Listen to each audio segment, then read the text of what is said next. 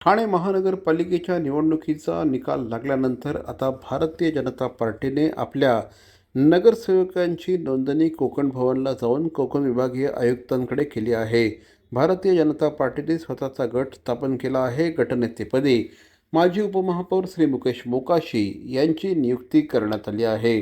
भारतीय जनता पार्टीच्या गटनेतापदी कोण येईल या संदर्भात गेल्या काही दिवसांपासून सातत्याने चर्चा सुरू होत्या. या संदर्भात अध्यक्ष श्री संदीप लेले यांनी कदाचित एखादा नवनिर्वाचित नगरसेवक अथवा अनुभवी माणूस हा ठाणे महानगरपालिकेच्या गटनेतेपदी येईल, परंतु भारतीय जनता पार्टीने अनुभवाला प्राधान्य देत श्री मुकेश मोकाशी यांना गटनेतेपदी बसवलं आहे. श्री मुकेश मोकाशी यांनी यापूर्वी ठाणे महानगरपालिकेचं उपमहापौरपद देखील भूषवलं आहे. महानगरपालिकेतील ज्येष्ठ नगरसेवक अशी त्यांची ओळख आहे.